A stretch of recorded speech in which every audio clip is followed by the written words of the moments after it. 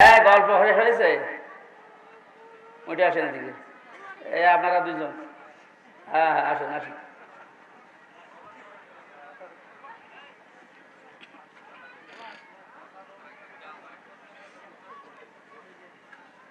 বিশ্ববিদ্যালয়ে থাকাকালীন দেখেছিলাম দুইজন বসে বাদাম খাচ্ছে।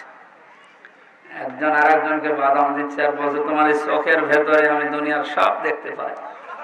তাই এক চাচা যাচ্ছিল ওই পাশ দিয়ে, বলছে, মা আজ 3 দিন আমার ছাগল হারিয়েছে, আমি খুঁজে পাচ্ছি না। এই চোখের ভেতরে দেখো তো যে কোন জায়গায় আমার ছাগলটা আছে। ওদের দিকে তাকিয়ে মনে হচ্ছে যে ওই রকম কায়দায় গল্প করছে, দুনিয়ার সব কিছু মনে হচ্ছে দেখতে পাচ্ছে।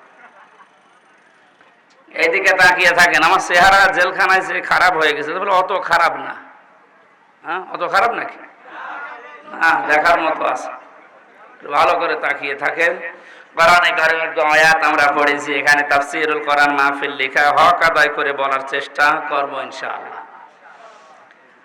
আমরা আজকে খুশি আনন্দিত কোরআনে কারিমের কারণে। কোরআন বাদ দিয়ে এখানে ঐশ্বরিয়া রায় আসলেও আমরা আসতাম না। হ্যাঁ, এখানে আসতো ওই ধরনের মানুষগুলো, থার্ড ক্লাস যারা ওই সমস্ত অনুষ্ঠানে যায়, তারা third class, 1 class, 2nd class মানুষ ওই অনুষ্ঠানে যায় না। কারণ 1, 2nd এই সমস্ত মানুষগুলো আল্লাহর জান্নাত ভরার জন্য আল্লাহ রেখে দিয়েছে। আল্লাহ আমাদেরকে যেন আল্লাহর জান্নাত উদ্বোধন করেন, বলেন আমিন। দরুদ আর সালাম পড়ছি আমাদের নবী মুহাম্মদ রাসূলুল্লাহ সাল্লাল্লাহু আলাইহি ওয়াসাল্লামের প্রতি। আমরা বিভিন্ন নেতাদের কথা শুনছিলাম, আমি কয়েক মিনিট যেহেতু শুনতে পেয়েছি।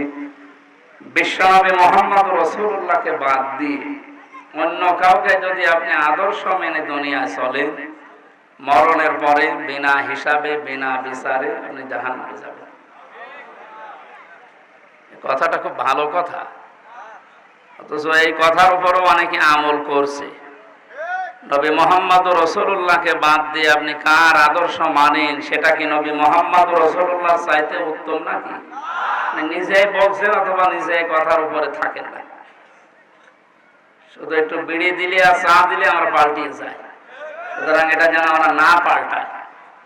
আমার ভেতরে উপরে যাই থাকুক, আমার 100% যেন এই দৃঢ় বিশ্বাস নিয়ে আমি চলতে পারি যে আমার একমাত্র আদর্শ আল্লাহর ঘোষণা দেওয়া নেতা ইয়াসিন।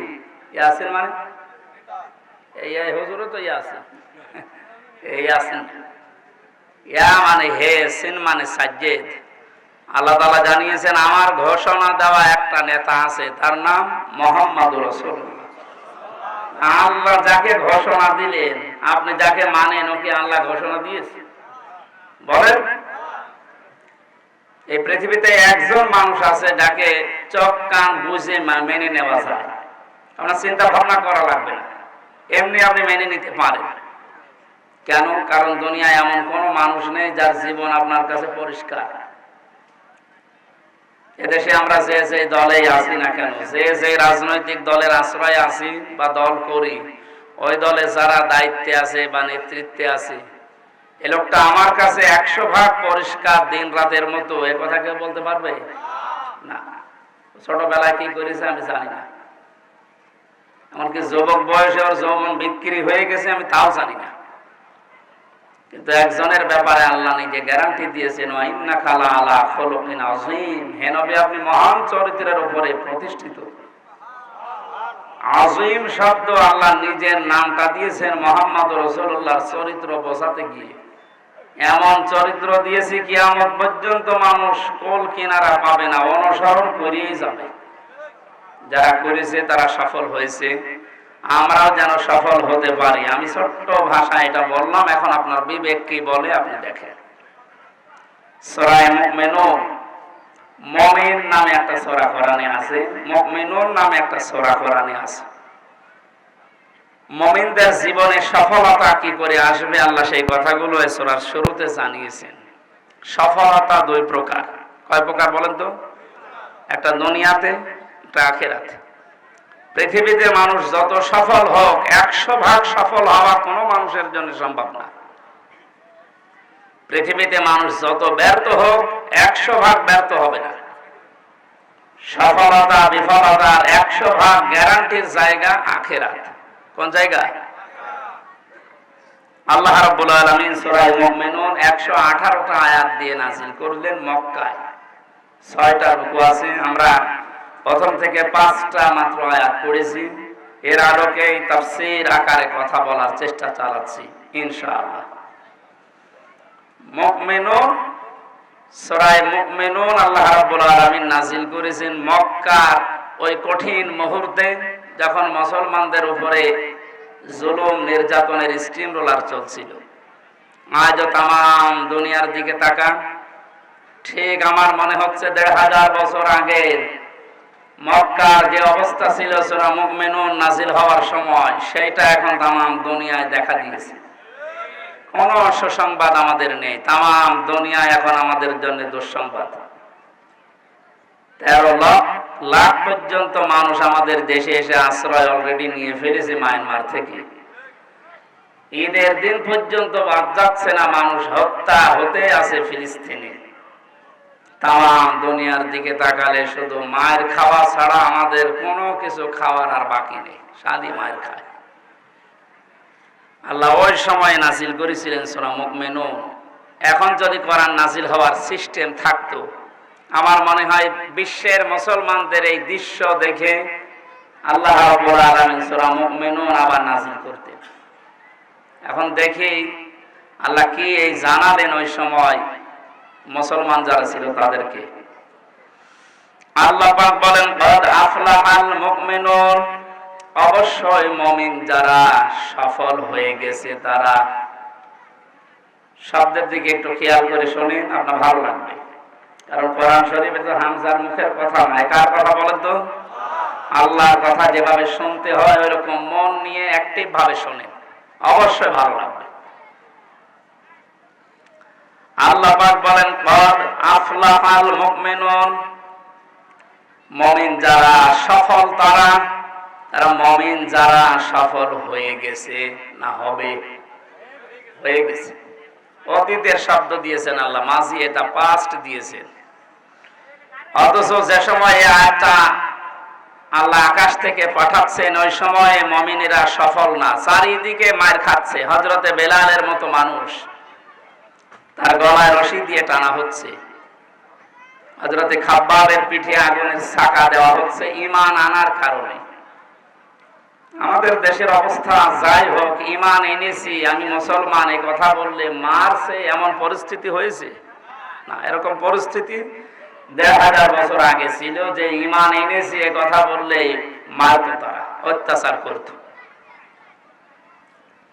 এই কঠিন পরিস্থিতিতে আল্লাহ সান্ত্বনা দেওয়ার জন্য জানালেন, কদ আফলাহাল মুমিনুন, ঈমান যারা এনেছো আমি আল্লাহ বলছি তোমরা সফল হয়ে গেছো।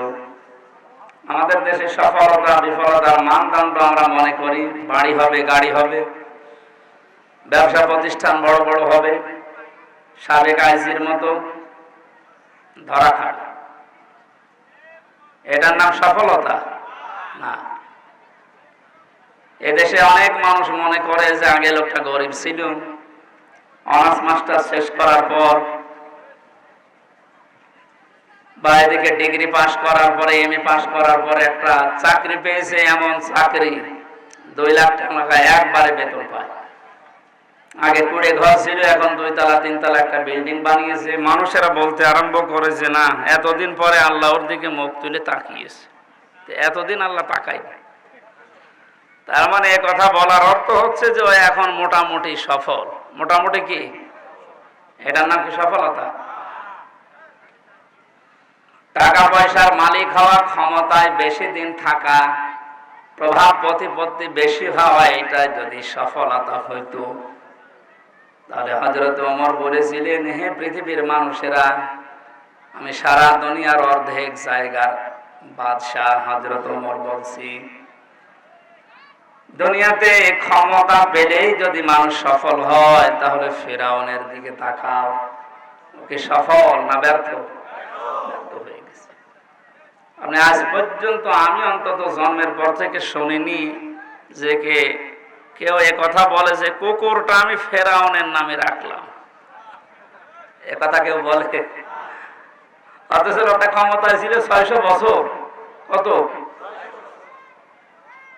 আমার মতো হামজা 10টা হায়াত পেলে যতদিন হবে ও অতদিন ক্ষমতায় ছিল, কারণ আমরা 60-70 বছর বাঁচি। সেই হিসাবে 10টা হায়াত পেলে আমার যতদিন হয় ও ক্ষমতায় ছিল ততদিন। কোনদিন তার মাথা ধরে নাই 600 বছরের ভেতরে ক্ষমতায় থাকাকালীন, কোনদিন বিশাল রাজ্য চালাতে গিয়ে মাথা ধরে নাই। মরণের পরে ওরে যেখানে রেখে দিয়েছে আল্লাহ সুটকি দিয়ে রেখেছে, মিশরের জাদুঘরে তারে রাখা আছে। আপনি বলেন তো, এই মিউজিয়ামে না রেখে ওরে যদি রাস্তার পাশে কেউ রেখে দিত, মানুষ ওরে ছাড়তো না, জুতা দিয়ে পিটাত। তাহলে একটা বাদশাহ 1-2 বছর, 5 বছর, 15-20 বছর না, 600 বছর পর্যন্ত দেশ চালিয়েছে, অথচ তার জীবন সফল হতে পারেনি, সে ব্যর্থ হয়ে গেছে। হযরত ওমর বলেন, দুনিয়ার মানুষেরা টাকা পয়সা হলে, অর্থ সম্পদ হলে যদি মনে করো যে লোকটা সফল হয়ে গেছে, তাহলে কারণের দিকে তাকাও। ওয়ালাকাদ ওয়াতাইনাহু মিনাল কুনুজি মা ইন্না মাফাতিহাহু লাতানু বিল উসবাতি। অর্থ সম্পদ, টাকা পয়সা, সোনা রূপা হলেই মানুষ সফল হয় না। এই লোকটার যে সম্পদ আল্লাহ দিয়েছিলেন, শুধু সোনা রূপা না, সোনা রূপের ধন ভান্ডার, গোপন খনি পর্যন্ত তার ছিল। কানসুনের বহুবচন কুনুজ, গুপ্ত ধন এত পরিমাণে আল্লাহ তাকে দিয়েছিলেন। একদল শক্তিশালী যুবক তার সম্পদের বোঝা বহন করার জন্য, যে তালা চাবি লাগে, চাবি বহন করার জন্য একদল যুবক শক্তিশালী, এরা বহন করে নিয়ে বেড়াতো। আপনি একটা হিসাব মিলান, চাবি বহন করতে যদি একদল যুবক লাগে, তালা বহন করতে কতজন লাগবে? তালা যদি এত হয়, তাহলে তার ব্যাংক ব্যালেন্স, তার সিন্ধুক বাক্স কত ছিল, কত সম্পদ ছিল, আমাদের ব্রেনে ধরবে না। এত কিছুর মালিক হওয়ার পরেও লোকটা মারা যাওয়ার পর, আমার মনে হয় 1500 বছর না, অত হাজার হাজার বছর আগে মারা গেছে, এখনো ডুবতে আছে মাটির নিচে, দাবতে আছে, কিয়ামত পর্যন্ত দাবতে থাকবে। আমার যে বিশ্বাস, ওকে যদি এখন জীবিত করে আল্লাহ এই লালমনিরহাট হাতিবান্ধা বাজারে নিয়ে এসে বলতো এটা কারণ, মানুষ পিটিয়ে মেরে ফেলতো, পিটিয়ে মেরে ফেলতো না? বংশের মর্যাদা আছে, বংশ মর্যাদা দিয়ে অনেক মানুষ আজ বিভিন্ন কায়দায় খেয়ে চলে যাচ্ছে। নিজের কোনো যোগ্যতা নেই, বাবার নাম নেই, দাদার নাম নেই, স্বামীর নাম নেই, এ সমস্ত নাম নিয়ে খায় মানুষ দেশে নেই। বংশের গৌরব যারা করে তাদের দিকে তাকাতে হযরত ওমর বলে, আবু লাহাবের দিকে তাকা, তার বংশ আমাদের মতো এই সর্দার বংশ, সৈয়দ বংশ ছিল না, তার বংশ ছিল কি কুরাইশ, পৃথিবীর শ্রেষ্ঠ বংশ। এ বংশের মানুষ হওয়ার পরেও এ লোকটা সফল না ব্যর্থ? এমন ভাবে আল্লাহ তাকে দুনিয়া থেকে বিদায় দিয়েছে, মা আবনা আনহু মালুহু ওয়া মা কাসাব। তার সম্পদ আদি, তার সন্তান আদি যা অর্জন করেছিল একটাও কাজে আসে নাই। সায়াসলা নারান যাতা লাহাব, আল্লাহ বলেন অতি শীঘ্রই তাকে আমি লেলিহান আগুনে প্রবেশ করাবো, আমরাতুহু, তার স্ত্রীকেও দিয়ে দেব। আমার এটা বলার উদ্দেশ্য না। হযরত ওমর তিনি পৃথিবীর মানুষকে জানাতে চেয়েছিলেন যে মানুষ যাদেরকে সফল মনে করে, যে বেশি দিন হায়াত পেলাম, বেশি দিন বেঁচে থাকলাম, টাকা পয়সা বেশি হচ্ছে, ক্ষমতায় বেশি দিন আছি, ভালো বংশের লোক আমি, প্রভাব প্রতিপত্তি এই নিয়ে, এইটাই সফলতা না। মানুষের সফলতা হচ্ছে তার ঈমান আছে কিনা, কি আছে কিনা।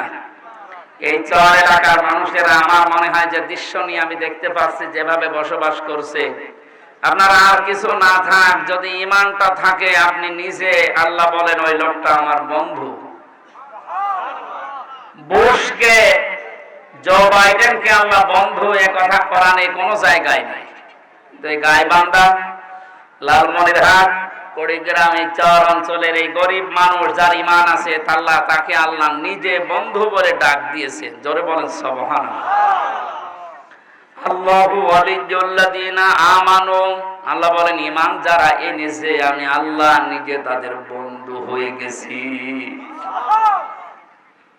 ইখরিজুহুম মিনাজ যুলুমাতি ইলান নূর, আমি আল্লাহ যদি কারো বন্ধু হয়ে যায় ওই মানুষকে অন্ধকার থেকে বের করে আমি আলোর দিকে নিয়ে যাই।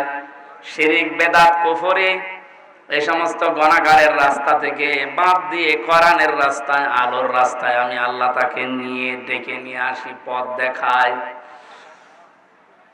ওয়াল্লাযীনা কাফারু আউলিয়াউহুম আত-তাগুত ইখরিজুনাহুম মিনান নূরি ইলাজ যুলুমাত, আল্লাহ বলেন যারা কুফরি করে শয়তান তাদের বন্ধু হয়ে যায়। শয়তান যদি কারো বন্ধু হয় তারও কিছু দায়িত্ব আছে। তারা কোরআনের পথ থেকে, মানবতার পথ থেকে, আল্লাহর পথ থেকে, আলোর পথ থেকে মানুষের তৈরি করা নিয়ম নীতি, শিরিক, কুফর, বেদাত এ সমস্ত তন্ত্র মন্ত্রের দিকে মানুষকে নিয়ে যায়। যদিও আপনারা চর এলাকার মানুষ অন্তত মাথায় তো এতটুকু মগজ আছে, এইটা বোঝেন যে পৃথিবীতে আলোর পথ, সঠিক পথ আল্লাহর পাঠানো ইসলামের পথ। এই পথ বাদ দিয়ে যারা শিরকে, কুফরে, বেদাতিতে মানুষের তৈরি করা নিয়ম নীতির দিকে মানুষকে ডাকে, ওই দিকে নিজেরাও চলে, এগুলো আর মানুষকে আমার আল্লাহ নিজে বন্ধু বলেন না, ওগুলোকে শয়তানের বন্ধু বলে আখ্যা দিয়েছেন। শয়তান যদি কারো বন্ধু হয় তাদেরকে শয়তান এই কাজ করে। এবার নিজের দিকে তাকিয়ে বলেন আপনি কি আল্লাহর বন্ধু না শয়তানের বন্ধু? আল্লাহর বন্ধু যদি কেউ দাবি করেন তাহলে বুঝবেন আল্লাহ আপনার প্রতি একটা কিছু দায়িত্ব পালন করেছে। মানুষের তৈরি করার নিয়ম নীতি, আইন কানুন আপনার কাছে তখন সব চাইতে ঘৃণিত মনে হবে, নিন্দিত মনে হবে। আল্লাহর পথ, কোরআনের পথ, ইসলামের পথ আপনার মানতে যদিও কঠিন হয়, একটা তৃপ্তি আপনার ভেতরে আল্লাহ ঢেলে দেবে। জোরে বলো সুবহানাল্লাহ। আমি তো এইটা বুঝতেছি এখন পৃথিবীতে তাম দুনিয়া আজ দুই ভাগ হয়ে গেছে, একটা ইসলামের দিকে, একটা কুফরের দিকে, একটা মাজলুমের দিকে, একটা জালেমের দিকে। হযরতে বেলালের নাম আমরা সে জন্মের পর থেকে শুনছি। এই লোকটার বংশ ভালো ছিল না, টাকা পয়সা ছিল না, মানুষের বাড়িতে কাজ করে খেত, গোলাম চাকর, ক্ষমতাও ছিল না। তো ঈমান থাকার কারণে আল্লাহ এমন জায়গায় পৌঁছিয়ে দিয়েছিলেন, তার জীবনী পড়তে গিয়ে পেয়েছি। বিশ্বনবী বলেন আমি যখন আল্লাহর সাথে দেখা করার জন্য মেরাজে আল্লাহর আরশে যখন গিয়েছিলাম, সিদরাতুল মুনতাহা পার হয়ে হযরতে বেলালকে এসে বলেছিলেন তোমার পায়ের আওয়াজ আমি শুনতে পেয়েছি। অথচ লোকটার চেহারার যে বর্ণনা আমি পড়েছি হাদিসে, ওইরকম লোক এখানে একটাও নেই। জহব্বা ছিল ঝোলা, ঠোঁট গুলো ছিল মোটা মোটা, চেহারা কালো, তো কালো হাড়ির তলা কি তার চাইতে কালো ছিল। চেহারার যে বর্ণনা বলছে একবার দেখলে আরেকবার দেখতে মন চাবে, বলেন? অথচ আমরা যারা ঈমান এনেছি, আমার যে বিশ্বাস এখন আছে, এই গাইবান্ধা, লালমনিরহাট, এই হাতিবান্ধার রাস্তা দিয়ে যদি হযরতে বেলাল হেঁটে যায় আর সত্যি সত্যি যদি আমরা জানতে পারি এটা বেলাল, আমার মনে হয় নিজের রোমাল পর্যন্ত তার পাও মোছাতে কেউ দ্বিধাবোধ করবে না। হযরতে বেলালের নামে হাজার হাজার মানুষের নাম আজ পৃথিবীতে, অথচ 600 বছর যে লোকটা ক্ষমতায় ছিল তার নাম দুনিয়াতে কেউ রাখে না। আমি এটাও জানি এই পৃথিবীতে এখন প্রায় 175 কোটি মুসলমান। আমি যতটুকু লেখাপড়া করেছি, কোন মানুষের নাম এখন পৃথিবীতে কারুন আছে আমার জানা নেই। আছে? নামটা তো খারাপ না, কারুন, ইয়াজিদ, কত সুন্দর সুন্দর নাম। মানুষের উপরে জুলুম করার কারণে আল্লাহ পাক তার নামটাকেও ঘৃণিত বানিয়ে দিয়েছেন, নিন্দিত। এত নিন্দা, এত ঘৃণিত বানিয়েছে, কেউ কুকুরের নামও কারণ রাখে না। এমনকি হিন্দুকে যদি বলেন ভাই আপনি অন্য ধর্মের মানুষ, আপনার ছেলে হয়েছে 500 টাকা দেব, আপনি শুধু ইয়াজিদ রাখেন, ও যদি মূর্খ মানুষ হয় বলবেন কি ইয়াজিদ রাখবো।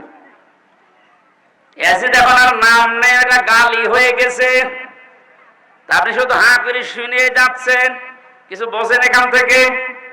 আপনার নাম যত সুন্দর হোক, আপনি ইয়াজিদের মতো যত বছর ক্ষমতায় থাকেন, যত টাকা পয়সার মালিক হোক কারণের মতো, যত বংশ মর্যাদা উচ্চ হোক, সত্যি যদি আপনি জুলুমকারী হয়ে থাকেন, ইমানের দাবি অনুযায়ী যদি চলতে না পারেন, চোখ বন্ধ করে দেখেন, কালের পরিক্রমায় সময় আসবে, ইতিহাস আপনাকে নিন্দিত ঘৃণিত করে দুনিয়ার মানুষকে দেখাবে।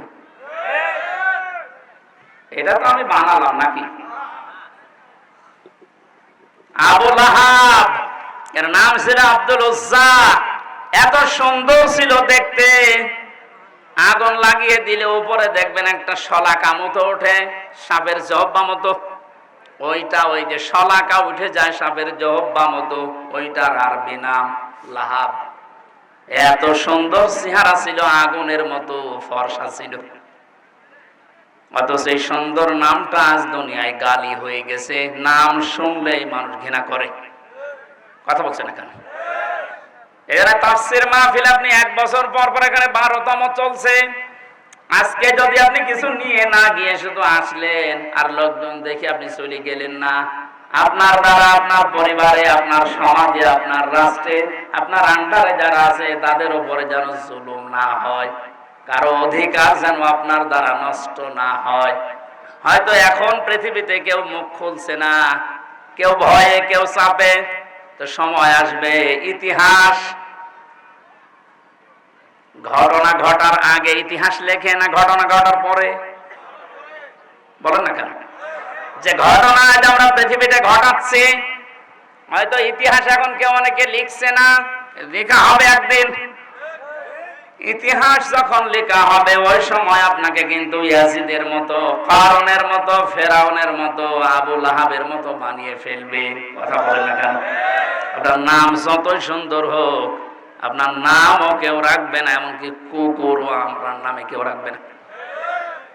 আমি আপনার শত্রুটা আপনাকে আমি বাঁচার জন্য বললাম, কারণ 100 বছর পরে এই বাংলাদেশে এখন যারা আছি আমরা একজনও থাকবো না, নতুন মানুষ এসে এই দুনিয়া চাষ করবে। কথা বলেন ঠিক কিনা?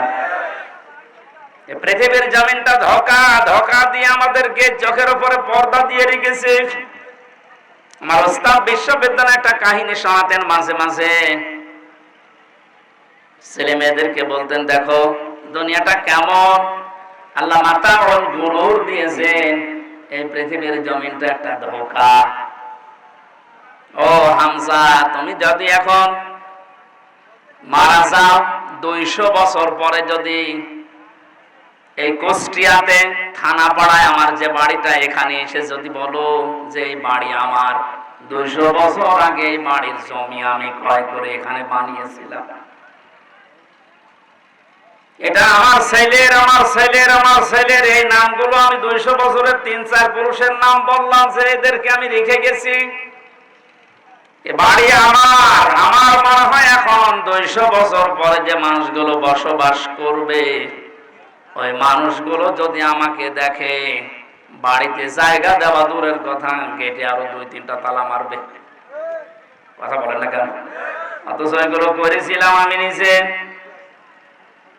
মাত্র 200 বছরে যদি আমার সেনা বাড়িতে আমারে উঠতে না দেয়, কিয়ামতের যে কঠিন ময়দান আল্লাহ বানিয়েছেন, আল্লাহ পাক বলেন ইয়াউমা ইয়াফিরুল মারউ মিন আখিহি ওয়া উম্মিহি ওয়া আবিহি ওয়া সাহিবাতিহি ওয়া বানিহি।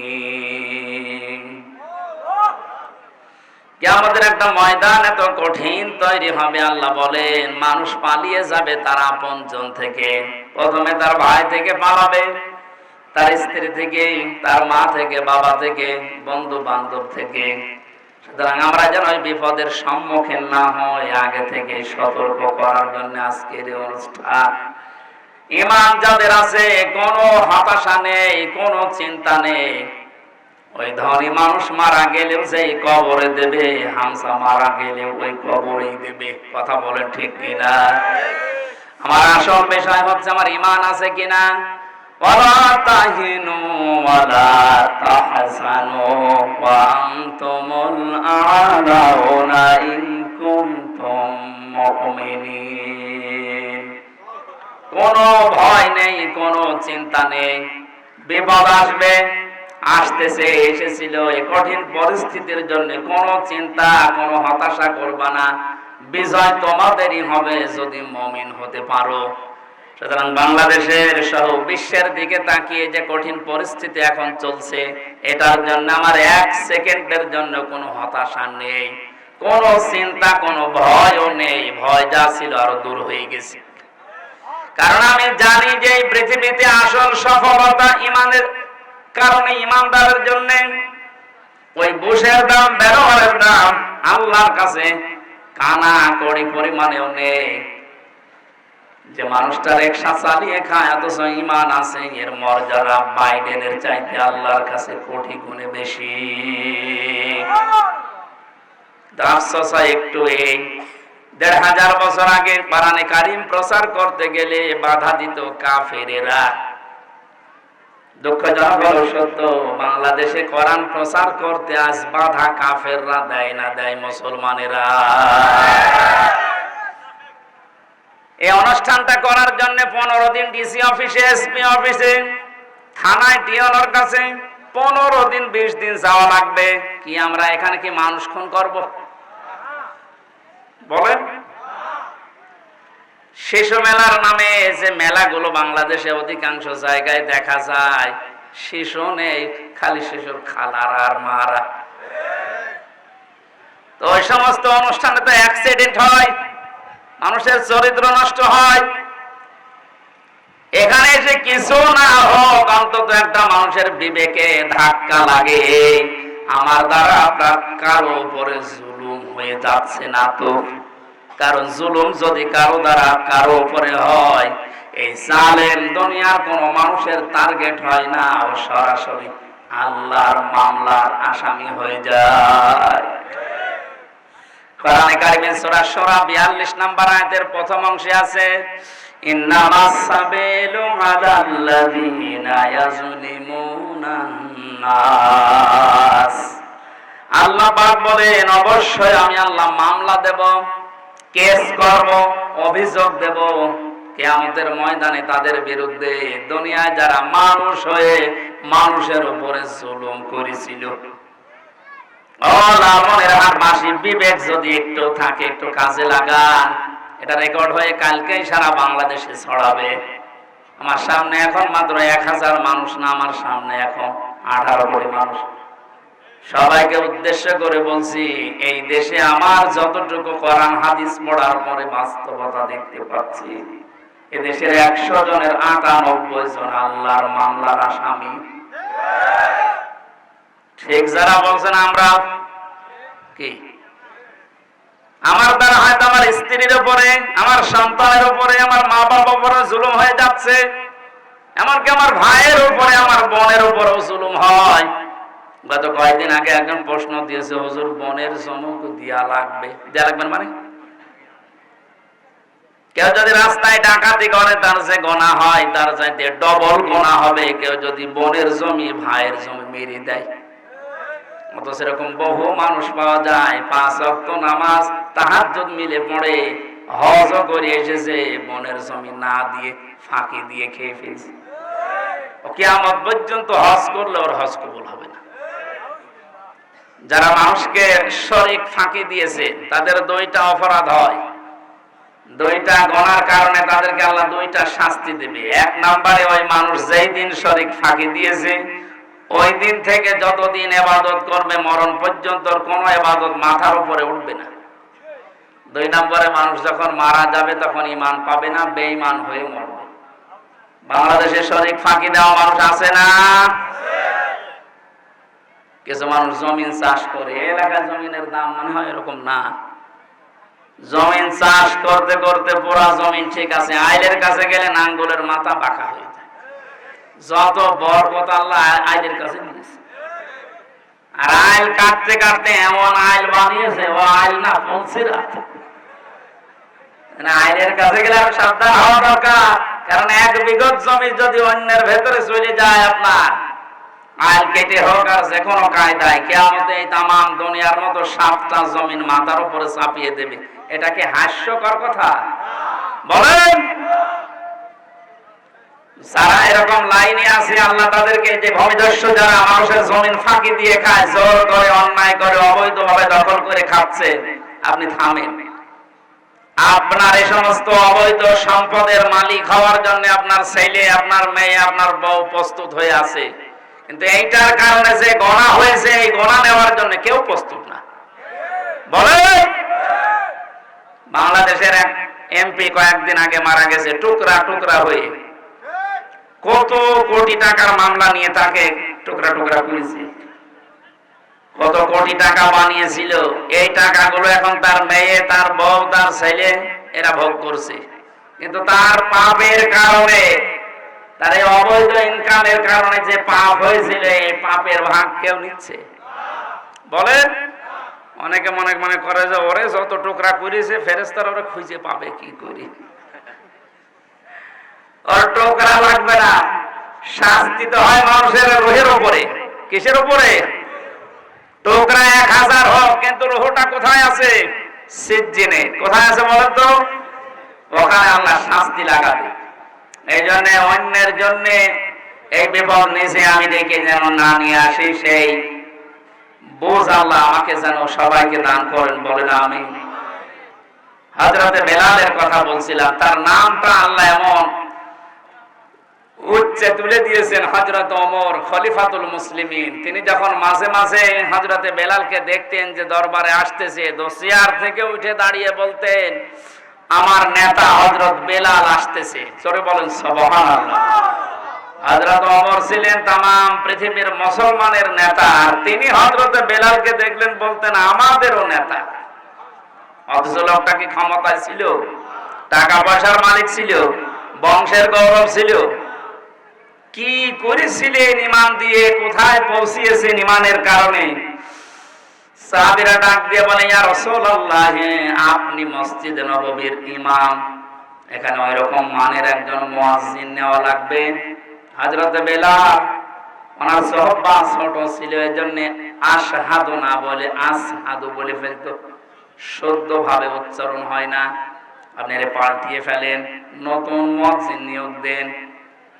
বিশ্বনবী সাহাবীদের পীড়াপিড়ি দিয়ে একজন নতুন মুয়াজ্জিন নিয়োগ দিলেন। ফজরের আযান দেওয়ার জন্য মুয়াজ্জিন আজকে আসবে। হযরত বেলাল এশার নামাজ পড়তে এসেছে। নবীজি বললেন, বেলাল, সাহাবীদের কথা মতো তোমাকে আজকে বাদ দিয়ে দিলাম। তোমার আচরণ যেহেতু শুদ্ধ হয় না, এই জন্য সবাই চাচ্ছে তুমি যেন মুয়াজ্জিনই না করো। কালকে থেকে নতুন মুয়াজ্জিন আসবে। এশার নামাজের পরে তিনি আর ঘুমাননি, সারা রাত কান্নাকাটি করে তাহাজ্জুদের নামাজের সিজদায় পড়ে বলে, রব্বুল আলামিন, আমার যে চেহারা এটা আমি বানাইনি, এটা বানিয়েছো তুমি। আমার যে কণ্ঠ, এটার মালিকও আমি না, এর বানিয়েছো তুমি। আমি সঠিকভাবে আশহাদু বলতে পারি না, আসহাদু হয়ে যায় আমার জহব্বার কারণে। এটা আমার দোষ না, এটা বানিয়েছো তুমি। সবই তোমার হাতে। তোমার কারণে যদি আজকে আমি নবী মসজিদ থেকে বিতাড়িত হয়ে যাই, আযান দিতে না পারি, আল্লাহ তুমি বিষয়টা দেখবা। এতটুকু বলেছিলেন। ফজরের আযান যে মুয়াজ্জিন দিয়েছে, আজকে আর ফজর হয় না। নবী মুহাম্মদ রাসূলুল্লাহ সাল্লাল্লাহু আলাইহি ওয়াসাল্লাম, সাহাবীরা বসে আছে, কই আজকে তো আর ফজর হতে চায় না। জিবরাইল এসে বলে, ইয়া রাসূলুল্লাহ, আজকে কি আযান হবে না? নবীজি বলেন, হ্যাঁ, আযান তো হয়েছে। সুন্দর সুললিত কণ্ঠে মুয়াজ্জিন আযান দিয়েছে। হযরতে জিবরাইল বলে, ইয়া রাসূলুল্লাহ, প্রতিদিন যে বেলাল আযান দেয়, আযান শুনে ফেরেশতারা পর্যন্ত বাইতুল মামুর মসজিদে নামাজ আদায় করে। বেলাল আজকে আযান দেয়নি, এজন্য আরশে আযান পৌঁছায়নি। আল্লাহ আমাকে বলতে পাঠিয়েছে, বেলাল যদি আজান আজকে না দেয় কিয়ামত পর্যন্ত রাত থেকে যাবে, ভোর হবে না। কোথায় পৌঁছিয়েছিলেন তিনি ঈমানের কারণে। অথচ যে সমস্ত মানুষদেরকে আমরা সফল বলছি, ওই মানুষগুলো আজ তারা দুনিয়ার জীবনে ব্যর্থ। কয়েকজনের উদাহরণ দেয়নি? ফেরাউনকে আমার যতটুকু ধারণা বাংলাদেশের কোন জেলাতে ওই মিউজিয়াম থেকে ওই লাশটা এনে যদি রাস্তার ধারে কেউ রাখতো, যে দেখে যা, মানুষ শুধু দেখতো না, থুতু নিক্ষেপ করত এবং জুতা দিয়ে পিটাতো। ফেরাউনের সাথে বাদশা থাকার কারণেও যদি এই হাজার হাজার বছর পরে এটা করতে পারে মানুষ, আপনার মনে হচ্ছে? তাহলে এখন থেকে 20 বছর পরে এই পৃথিবীতে আজ যারা জালেম, এরা যদি মারা যায়, কবর থেকে তুলে যদি ওদেরকে আপনি বাইতুল মুকাররমের সামনে রাখেন, মানুষ জুতা দিয়ে পিটাবে। এজন্য আল্লাহ জানিয়েছেন সফল তো তারা যারা মুমিন। কোন সময় এটা নাযিল হচ্ছে? যে সময় চারিদিকে জুলুম নির্যাতনের স্টিমরোলার চলছিল। আজও পৃথিবীতে আমার মনে হয় ওই দৃশ্য সারা পৃথিবীতে এখন বিদ্যমান। আল্লাহ যেন হাতে ধরে আমাদের মাথায় হাত দিয়ে, আমাদের মুখে হাত দিয়ে আদর করে বলছে, গোলামেরা কোনো চিন্তা নেই, সফল তারা ঈমানদার যারা। যেহেতু আমরা ঈমান এনেছি, আমাদের ঈমানের ভেতরে ভুল ত্রুটি হয়তো থাকতে পারে, কিন্তু আমরা ঈমানদার। আমরা কি বলেন বলেন? আমরা ঈমানদার। আমাদের ভেতরে কয়েকটা গুণ এখন থাকা বাঞ্ছনীয়, থাকতেই হবে।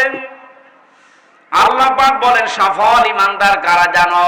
আল্লাযীনা হুম ফি সালাতিহিম খাশিউন, যারা তাদের নামাজে খুশু খুজু, বিনয় এবং নম্রতা নিয়ে নামাজ আদায় করে। প্রশ্ন আসতে পারে, হুজুর ঈমান আমার আছে কিন্তু নামাজ আমি পড়ি না। না, আপনার ঈমান যে আছে এর বহির প্রকাশ করার জন্য নামাজ লাগবে। মনে মনে এটা আসতে পারে, আমি আমার যে অবস্থা, আমি পানির উপরে থাকি, আমি নামাজ এখানে পড়বো কি করে? বিশ্বনবী বলেন, সমুদ্রের ভেতরে জাহাজ যদি ডুবে যায়, নৌকা যদি ডুবে যায়, এই অবস্থায় যদি নামাজের সময় হয়ে যায়, একটা কাঠ, তক্তা বা একটা কিছু ধরার মতো পেয়েছো, এক হাত দিয়ে আঁকড়িয়ে ধরো আর এক হাত দিয়ে ইশারা করে হলো নামাজ আদায় করো। পৃথিবীতে মেয়েদের সন্তান যখন দুনিয়ায় আসে, প্রথমে পানি দেখা যায়। কি দেখা যায়? মায়ের লজ্জাস্থানে প্রথমে পানি দেখা যায়, এরপরে রক্ত, এরপরে সন্তানের মাথা। আল্লাহর হাবিব জানিয়েছেন, একটা মহিলার সন্তান দুনিয়ায় আসতেছে, পানি চলে এসেছে, কঠিন অবস্থায়ও যদি মনে হয় যে নামাজের সময় হয়ে গেছে, তোলার ভেতরে এই মেয়েটাকে বসিয়ে সন্তানের মাথা বিছিয়ে দিয়ে বলো নামাজ পড়তে। আপনি আছেন কোন যুক্তিতে? এরকম কঠিন পরিস্থিতিতে নামাজ আদায় করার যদি নির্দেশ থাকে, তা আপনি কি অজুহাত দিতে পারেন বলেন? এখানে দুনিয়ায় আমাদের বিভিন্ন সমস্যা, হতাশা আসতেছে, আসবে। আরে এই শহর এলাকার মানুষ তো এমনি অভাবে আসবে। যত অভাব হোক, যে কোনো কষ্ট হোক, মুসিবত হোক, যদি হতাশা আপনাকে ঘিরে ধরে, আর কোনো পথ পাচ্ছেন না, লম্বা একটা সেজদা দিয়ে যদি চোখের পানি ফেলে কিছু বলতে পারেন, আল্লাহ আমি কিন্তু সত্যি অসহায়, আমার তো মনে হয় সেজদা যদি লম্বা হয়ে যায় আর চোখ দিয়ে যদি মন থেকে পানি নিয়ে আসছে গড়িয়ে ফেলতে পারেন, মনে মনে দেখবেন আল্লাহ যেন আপনার মাথায় হাত বোলাচ্ছে। সেজদা তো আমাদের এরকম হয় না। খুশু খুজুর সেজদাটা আলাদা জিনিস। আজকে থেকে একটা লম্বা করে সেজদা দেওয়া আরম্ভ করবেন, আর সেজদার ভেতরে বাংলায় দোয়া করবেন। নফল নামাজে, সুন্নাত নামাজে মনের কথাগুলো বাংলায় বলা যায়। যাচ্ছে কথা বুঝতেছেন আমার? শুধু ফরজ নামাজ, ওয়াজিব নামাজ বাদ দিয়ে সুন্নত নফল নামাজ যেগুলো আছে, এগুলো সেজদায় বা রুকুতে যে মনের কথাগুলো, এই বিপদ আছে, এই সমস্যা আছে, এই অসুস্থতায় আছি, পরিবারে এই ঝামেলা আছে, এগুলো সেজদায় যে কান্নাকাটি করে বাংলায় আপনি বলবেন। যত বাংলায় যে ভাষায় আপনি কথা বলতে পারেন, ওইটাই যদি আল্লাহকে বোঝাতে পারেন মনের ভাষা দিয়ে, যত আবেগ আসবে আপনার ভাবনা বেশি। এজন্য সফল হতে হলে আমাদেরকে প্রথমে নামাজ ধরতে হবে। যারা নামাজ পড়েন না, 5 ওয়াক্ত নামাজ আরম্ভ করেন। নামাজের ভেতরে খুশু আর খুজুনি আনতে হলে নামাজ বুঝতে হবে আগে। সাহাবী নামাজ আদায় করার পরে সেজদা শেষ, নামাজ শেষ চলে যাচ্ছে, নবীজি বললেন দাঁড়া, নামাজ পড়ো, তুমি জানো নামাজ পড়োনি। সাহাবী আবার নামাজ আদায় করলেন। বিশ্বনবী বললেন তুমি নামাজ পড়ো, তুমি নামাজ পড়োনি। লোকটা আবার নামাজ আদায় করেছে। নবীজি বললেন নামাজ পড়ো, তুমি জানো নামাজ পড়োনি। লোকটা আবার বসে পড়েছে। ডাক দিয়ে বলে ইয়া রাসূলুল্লাহ, আমি এর চাইতে সুন্দর করে নামাজ আর পড়তে পারি না।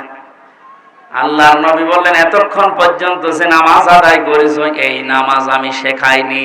সল্লু কামা রাআইতুমুনি উসাল্লি, নামাজ পড়ো ওইভাবে যেভাবে আমাকে পড়তে দেখো। এই জন্য লালমনিরহাটবাসী নামাজ আজকে থেকে আরম্ভ করবেন। নামাজের 13টা ফরজ, 14টা ওয়াজিব। যারা জানে তাদের কাছে 1 দিন 2 দিন 5 দিন করে করে শিখে নেন। মনে করবেন এইটা আমার খাবার খাওয়ার মতো একটা দায়িত্ব। কথা বুঝতেছেন? সফল হতে হলে মাস্ট বি নামাজ লাগবে। নামাজ ছাড়া কেউ সফল হতে পারে না। কোন মানুষ যদি নামাজ পড়ে না, আকাশ দিয়ে উড়ে যাচ্ছে, বুঝবেন এটা ভণ্ড।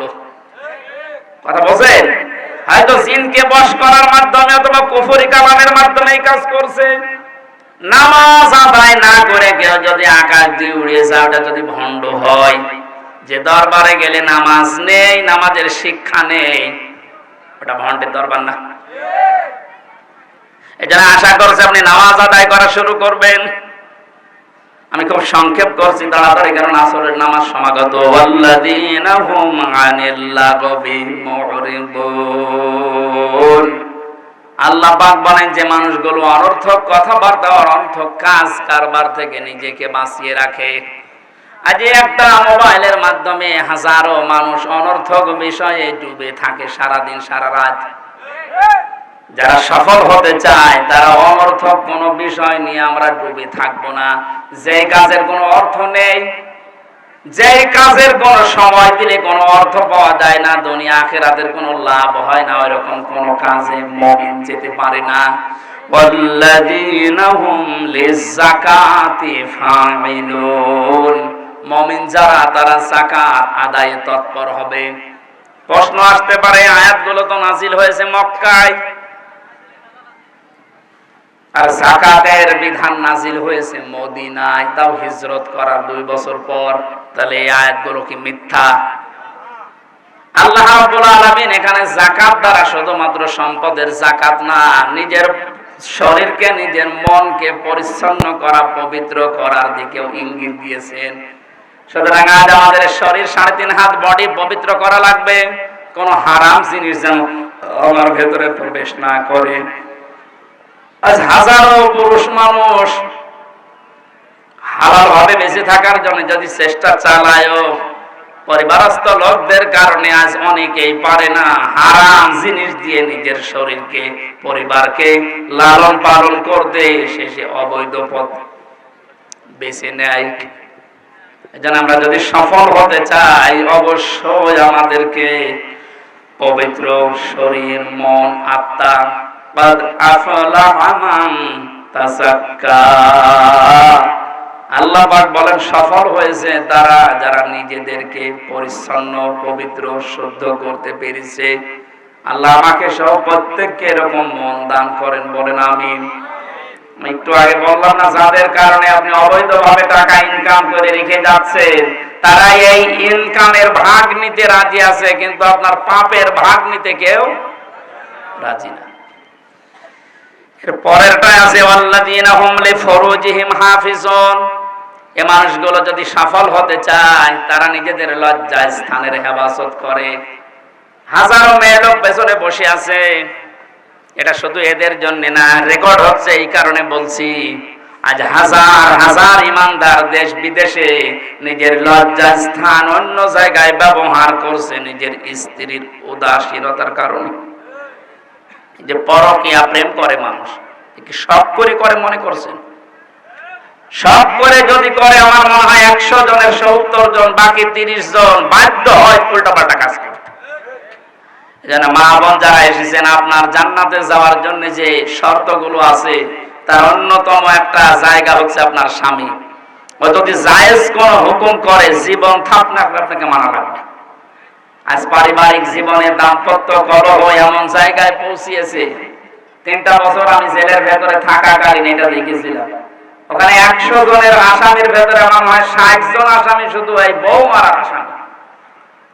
এই মানে মেয়ে লোক কেন্দ্রিক পারিবারিক জীবনে অশান্তি, সমস্যা, ছোটখাটো জিনিস নিয়ে ওরা মনোমালিন্য করে শেষ পর্যন্ত বউকে হয় মেরে ফেলে, না আদা মারা করে ফেলে।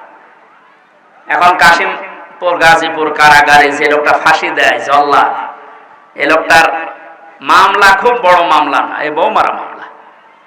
অথচ অনেক বছর সৌদি আরবে ছিল।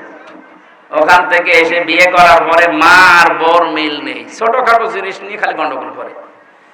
মনে ভাবলো যে আমার নিজের সম্পদ আমি মাকে দেব, বোনকে দেব, আর দেখতে পারে না, মানে সংশোধন করার জন্য একটা থাপ্পড় দিয়েছিল, জায়গা মতো লিখেছে, ছাতা গেছে।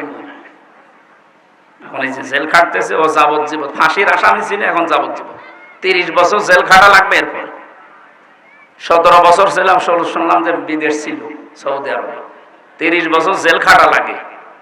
ওর জীবন আর কি থাকে বলেন? ওকে খুব বড় অপরাধ করে গেছে, এই পারিবারিক জীবনের সামান্য বিষয় নয়। এই জন্য ফরুজিহিম হাফিজনের ব্যাখ্যা ইবনে কাসিরে প্রায় 8-9 পৃষ্ঠা, আজকেও আমি আসার সময় দেখছিলাম, এত লেখা আছে। আজ হাজারো মানুষের লজ্জাস্থানগুলো ধ্বংস হয়ে যাচ্ছে পারিবারিক জীবনের ছোটখাটো বিষয় নিয়ে। সম্মানিত মা বোনেরা, আপনাকে আল্লাহ যে সম্পদ দিয়েছে, এই সম্পদটা শুধু স্বামীর জন্য খাস, অন্য জায়গায় ব্যবহার করে নষ্ট করে ফেলেছেন।